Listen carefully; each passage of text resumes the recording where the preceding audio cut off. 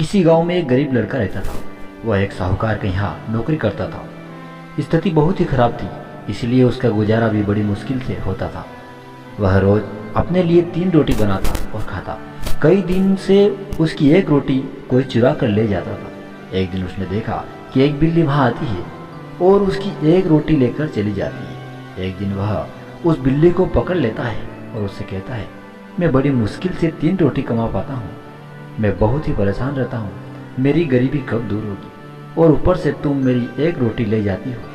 बिल्ली बोली, मैं तो अपने किस्मत की खाती हूँ, और रही बात तुम्हारी परेशानियों की, तो उसका हल गौतम बुद्ध ही कर सकते हैं, परंतु वह बहुत दूर रहते हैं। लड़का बोला, अगर वह मेरी समस्या का समाधान कर सके तो मैं दूर जाने के लिए भी तैयार हूँ। अपनी समस्या का समाधान पाने के लिए वह साहूकार से कुछ दिनों की छुट्टी लेता है और महात्मा बुद्ध से मिलने के लिए निकल पड़ता है।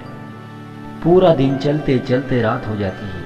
उसे रात में सोने रहने के लिए एक जगह चाहिए थी। उसने पास में ही एक मकान देखा और उसका दरवाजा खटखटाया। मकान से एक महिला बाहर आती है और वह लड़का उसको बताता है, मुझे महात्मा बुद्ध से मिलने जाना है और रास्ता बहुत लंबा है। क्या मैं यहाँ एक रात के लिए ठहर सकता हूँ? मकान मालकिन बोली, हाँ, तुम बिल्कुल यहाँ रुक सकते हो, लेकिन मेरी एक बात मानना पड़ेगा। तुम्हें महात्मा बुद्ध से मेरा एक सवाल पूछना होगा। मेरी एक बेटी है, वह 22 वर्ष की हो गई, वह बोलती नहीं। उनसे पूछना कि वह कब तक बोलने लग जाए। लड़का बोला, ठीक है, मैं महात्मा बुद्ध से आपके प्रश्न का उत्तर जरूर पूछूंगा। सुबह होते ही लड़का अगले दिन अपने रास्ते पर चल पड़ता है। कुछ दूर चलने के बाद घने जंगल में एक जादूगर तपस्या कर रहा था। वह लड़का उससे महात्मा बुद्ध तक जाने का आसान रास्ता पूछता है। जादूगर कहता है कि मैं तुम्हें अपनी जादू की छड़ी से तुमको आगे नदी तक पहुंचा दूंगा, पर तुम्हें मेरा एक प्रश्न महात्मा बुद्ध से पूछना होगा। मैं 400 वर्ष से तपस्या कर रहा हूं, मेरे लिए स्वर्ग के द्वार कब खुलेंगे? लड़का उसकी बात को मान लेता है और जादूगर से उस नदी तक पहुंचा देता है। नदी को पार करते ही बुद्ध का आश्रम था। वहां एक बड़ा सा मगरमच्छ रहता था।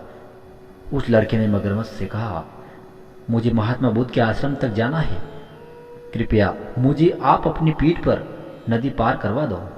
मगरमच्छ बोला, नदी तो मैं पार करवा दूंगा, परंतु तुम्हें महात्मा बुद्ध से मेरा एक प्रश्न पूछना होगा। मैं 200 वर्ष से नदी में हूं, मैं ड्रैगन कब बनूंगा? लड़का मगरमच्छ की बात को मान लेता है और वह नदी पार करवा देता है। वह महात्मा बुद्ध के आश्रम पहुंच जाता है। जब महात्मा बुद्ध से मिलता है तो कहता है कि मुझे आपसे अपने प्रश्नों के जवाब चाहिए। महात्मा बुद्ध कहते हैं, ठीक है, लेकिन मैं केवल 3 सवालों का ही जवाब दूंगा। महात्मा बुद्ध देखना चाहते हैं कि वह किसके प्रश्न का त्याग करता है। लड़का कितना ईमानदार है। लड़का मन ही मन सोचने लगा कि प्रश्न 4 हो रहे हैं और महात्मा बुद्ध 3 प्रश्नों के उत्तर देंगे। अब मैं क्या करूं? किनके प्रश्न का त्याग करूं? हे प्रभु, मुझे कौन से संकट की घड़ी में आपने डाला है? मगरमच्छ 200 वर्षों से इंतजार कर रहा है, जादूगर 400 वर्षों से और गूंगी लड़की 22 वर्षों से, और मैं भी आर्थिक परेशानी का हल ढूंढ रहा हूँ। बहुत कठिनता से यहाँ पहुँचा हूँ। फिर वह गहरा विचार करता है कि मैं ज़्यादा मेहनत करके अपनी समस्या सुलझा सकता हूँ। इसीलिए उसने अपने प्रश्न का त्याग कर दिया। उसने गूंगी लड़की, मगरमच्छ और जादूगर तीनों के प्रश्न महात्मा बुद्ध से पूछे। महात्मा बुद्ध से तीनों के प्रश्न का जवाब लेकर वह वापस आ गया। सबसे पहले नदी तक पहुंचा तो उसे मगरमच्छ मिला। मगरमच्छ ने अपनी सवाल का जवाब मांगा। उसने मगरमच्छ से कहा, महात्मा बुद्ध ने कहा कि जब तुम अपना कवच उतार दोगे तो तुम ड्रैगन बन जाओगे। मगरमच्छ के कवच उतारते ही वह ड्रैगन बन गया। उसके कवच से बहुत सारे हीरे मोती निकले। मगरमच्छ बोला, यह मोती मेरे किस काम के नहीं, इसीलिए इन्हें तुम ले जाओ। वह लड़का मोती लेकर आगे पहुंचा। उसे वहां जादूगर मिला। उसने अपने सवाल का जवाब मांगा। लड़के ने जादूगर से कहा, महात्मा बुद्ध के अनुसार तुम अपनी जादू की छड़ी छोड़ते ही स्वर्ग जा सकते हो। वैसा ही हुआ। जादूगर ने जाते जाते लड़के से कहा, यह जादू की छड़ी मेरे किस काम की नहीं, इसे तुम ले जाओ। लड़के ने छड़ी ली और आगे चल पड़ा। चलते चलते वह उस मकान तक पहुंचा। मकान की मालकिन ने अपने सवाल का जवाब मांगा। लड़का बोला कि आप अपनी बेटी की शादी करवा दीजिए। वह शादी करते ही बोलने लग जाएगी। हवेली की मालकिन बोली, तुम महात्मा बुद्ध से उत्तर लाए हो, इसीलिए तुम ही मेरी बेटी से शादी करोगे। लड़के और लड़की एक दूसरे को पसंद किया और उनकी शादी भी कर दी गई। शादी होते ही लड़की बोलने लगी। इस तरह लड़के ने 3 लोगों की मुश्किलों को देखकर अपने सवाल का त्याग किया। उस त्याग के फल में मोती के रूप में पैसा, छड़ी के रूप में शक्ति और एक रूपवान पत्नी उसे मिल गई।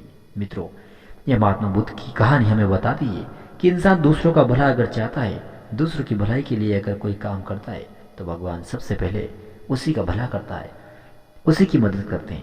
मित्रों, आज की कहानी को हम यहीं भी विराम देते हैं।